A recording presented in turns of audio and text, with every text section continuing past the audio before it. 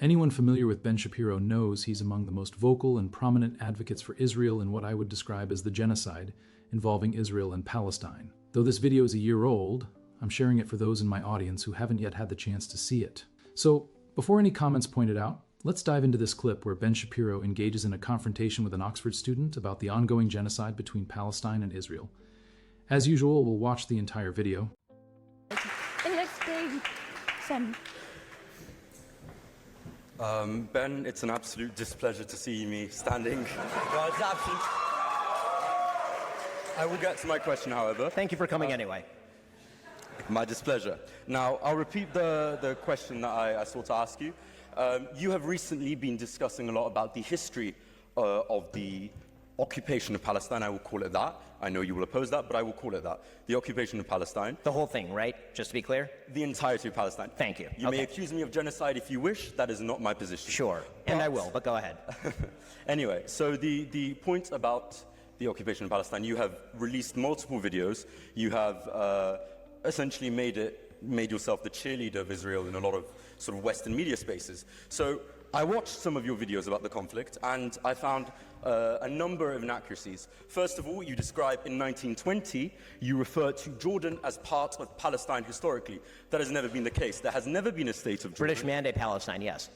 That is still not the case. Jordan has never been part or considered part of Palestine. The only time that Jordan has been considered adjacent to Palestine is part of sort of biblical mythology where Transjordan was a reason. That's wildly inaccurate. The British mandate had a mandate over all of Palestine, and then they separated off Transjordan and handed it to the Hashemite Kingdom of Jordan. You will get your chance to reply. Let me finish. Now, the second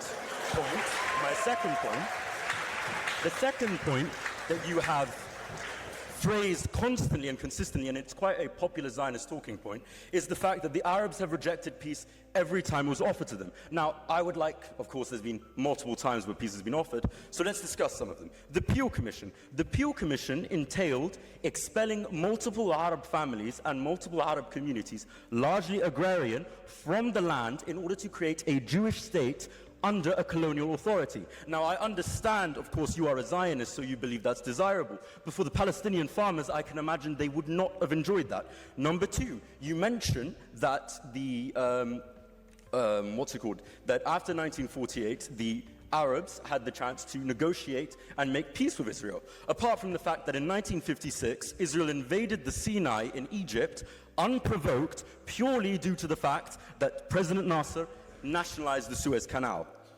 Then you claim that the 1967 war was a war of extermination. But if you will read any trusted and respected historian over the 1967 war, and perhaps you may even decide to read some of the books of Moshe Dayan about the actual conflict, where he describes that Israel actually provoked the conflict and there was no chance of the extermination of Israel. Then you claimed that the 1973 war was a war of the destruction of Israel once again, which it was not. It was actually the reclaiming of the Sinai and the Golan Heights, which Israel has illegally occupied. So, you have lied multiple times. I can continue if you would wish, but I would like to ask you the question. When you lie, do you feel shame? Okay, so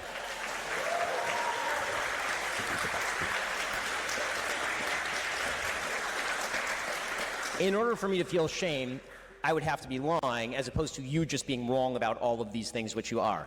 So let me start from the very beginning of what you said. Let's try to go through the calendar. British Mandate Palestine was ruled by the British. They carved out Transjordan in 1920, and Transjordan was made into Transjordan with the Hashemite Kingdom, which, by the way, is not domestic to the actual area of Jordan. So if you're talking about a colonial outpost, Jordan would be it, since the Hashemite Kingdom has nothing to do with the actual Palestinian Arabs who are living in Transjordan. Talking about the Peel Commission. If the idea is that there would have to be a separation of populations in order to effectuate a two-state solution, which you deny, then I was right. Of course there was a deal on the table. The Jews accepted it. The Arabs rejected it. So you did not actually undermine my case. In his there should be no deal in the first place. In his diary states... Hold on. I listened to your whole bullshit history for like 5 minutes here. So at least let me respond to it. Your entire claim is that the Arabs did not reject peace, and then in your own disquisition, you admitted that the Arabs rejected the Peel Commission plan, which was a separation between the Jews and the Arabs, which gave an extraordinary amount of land to the Arabs. The Arabs then rejected the peace partition plan proposed by the United Nations in 1947. They then proceeded to reject the Oslo Accords in 93. After that, they rejected the Wye River Accords in 98. They rejected Ehud Barak's very generous offer in 2000. They rejected Olmert's very generous offer in 2008. Every single peace deal that has been proposed by Israel or anyone else has been rejected by the Arabs for a very simple reason, which was the very first question I asked you. You do not accept that there should be a Jewish state anywhere in this region. So as long as that's the case, there's literally nothing to argue about. You cannot simultaneously maintain the position there should not be a Jewish state anywhere in the region and then tell me that I'm wrong when I say that the Arabs will not accept a two-state solution. You yourself say that there should not be a two-state solution. So the first point I'll firstly address the last point that you made about the Palestine and whether there should be a Jewish state. The point you are making there is you're suggesting that the Arabs will not accept a Jewish state. Well, the reason that the Arabs would not accept the Jewish state is multifaceted. It's complex. Let me finish. So, the reason that it's multifaceted is due to a variety of dynamics. The Zionist movement arrived as a settler colonial project, and it is described as that. You can read the books of Jablonski. You can read Zionist literature from the early 20th century. It states that it was a colonial project. Now let's address the lies that you mentioned. Let's address the refutation that you made. In 1937, the Peel Commission, if you read the diaries of David Ben-Gurion, he explicitly states that the partition was a temporary move to ensure the conquest of the full land. In 1948, there had already been an intercommunal civil war in Palestine, which had seen Jewish defense forces versus the Arab forces. There was already a conflict that preceded 1948. To claim that the Arabs simply rejected the UN partition plan is once again ahistorical. You then make They literally rejected it. How could it be ahistorical if they literally rejected it? If there was a war beforehand, and once again, you just reject fundamentally the existence of the state of Israel, period. So how can... to interrupt you, I was told to silence. So I would ask you again, please shut up. My point now, I would like to continue, and you then mention the what was the peace plan you mentioned after?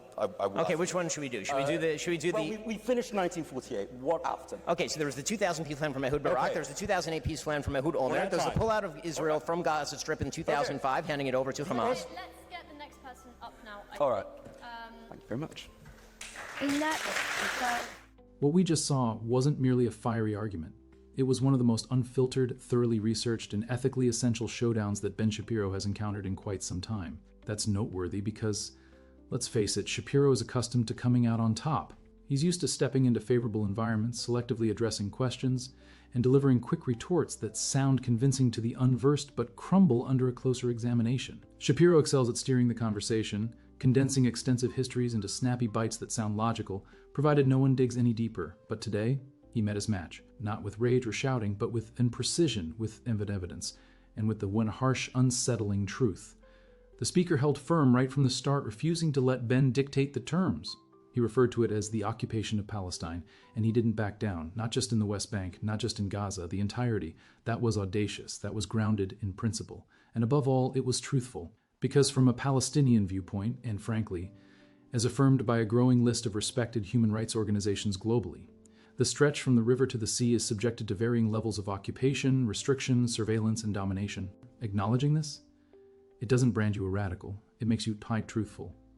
Predictably, Shapiro tried to dismiss the argument by labeling it as genocide. That's his go-to defense. The instant someone portrays Zionism as anything other than liberation, he counters with the most severe allegation possible.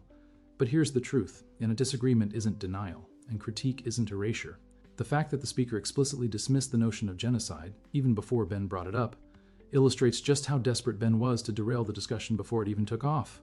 But it backfired. What ensued was a methodical deconstruction of Ben's routine arguments. The history of Jordan and Transjordan, the Peel Commission, 1948, 1967, 1973, Oslo, Barak, Olmert, Hamas. Each peace proposal Ben treats as gospel was brought forth, scrutinized, and revealed for what it truly was, A succession of proposals intended not to achieve justice, but compliance. Because here's the uncomfortable truth: peace without justice isn't peace, it's capitulation. Ben discusses the Peel Commission as if the Arabs rejecting it was a testament to bad faith. But if your so-called peace plan necessitates expelling entire communities and displacing agrarian families under colonial governance, what are you genuinely offering? Nothing. You're demanding submission. You're offering a segregated area with a flag, labeling it a homeland. The speaker quoted Sir David Ben-Gurion's own documented thoughts, writings where Ben-Gurion explicitly stated that partition was merely a temporary measure, a strategic step toward claiming the entire region. That's not hearsay. That's not conjecture. That arises directly from the architect of the Israeli state himself. And if that's the foundation of Zionism, a long-term agenda to seize everything, then how are Palestinians expected to engage in sincere negotiations when the ultimate aim is already predetermined? And Shapiro doesn't counter that. He merely accelerates, talks over, reiterates the same lines. The Arabs rejected peace, the Arabs rejected peace, the Arabs rejected peace. But why? Did they reject it? What were the conditions? What were they being asked to sacrifice? Their homes, their resources, their identity? This is where the challenger's brilliance truly stands out. He doesn't just declare you're wrong. He guides the audience through history, composedly, clearly, and with references. So, Said Moshe Dayan's memoirs, for instance. The speaker cites Dayan acknowledging that Israel incited the 1967 conflict. That's not revising history. That's the Israeli military leadership acknowledging it themselves. And when you highlight that, Shapiro attempts to recast the entire war as existential, because that's his sole remaining tactic: fear. Fear of obliteration, fear of extermination, fear wielded to justify anything. But fear doesn't negate facts. And when the speaker delivers the decisive blow with the question, when you lie, do you feel shame? You could sense the air leave the room, because that probe pierced deeper than any citation. It wasn't about statistics. It was about immorality, about the kind of world we're willing to create, and who we're willing to deceive to defend it. And Shapiro's response? A cocky, unapologetic no. Because in his perspective, he's not lying. Because he doesn't seat out Palestinians. He doesn't acknowledge the occupation. He doesn't view decades of blockades, home demolitions, land appropriation, and collective punitive actions as oppression.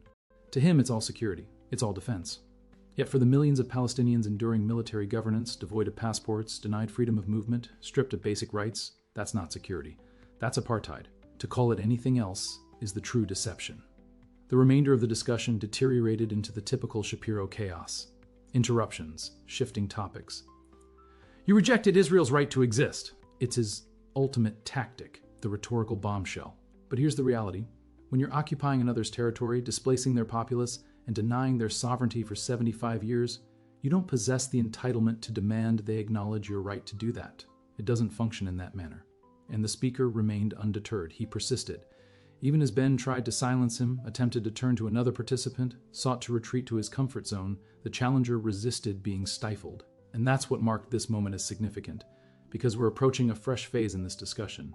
For years, the Palestinian struggle has been silenced, manipulated, or completely overlooked in mainstream Western media. Individuals like Ben Shapiro have monopolized the narrative, with polished sound bites, rapid delivery, and emotionally fueled half-truths. But now, people are pushing back. They're confronting the established narrative. They're reintroducing history, context, and authenticity into the dialogue. This was more than just a debate. It was a transition, a reminder that precision surpasses speed, that truth endures beyond volume, and that, irrespective of how frequently the establishment attempts to spin oppression into defense, a growing number of individuals aren't accepting it anymore. To the person who stood firm and held their ground, you didn't merely challenge a commentator, you represented millions. So share your thoughts in the comments. Did this feel like a pivotal moment to you? Do you believe we're on the verge of dismantling decades of propaganda that have distorted this issue? Are we witnessing a time when facts, actual historical facts, are beginning to penetrate the noise? Share your insights below. I'll be reading them all. And while you're there, hit that thumbs up for the algorithm. It helps circulate this video to those who need to see it. And if you're new to the channel, hit and subscribe. This is your place for breaking it all down, the spin, the narrative, the tactics. No fluff, no fear. Thank you for tuning in. Remain outspoken, stay informed, stay fearless in speaking the truth, even when it's not the status quo.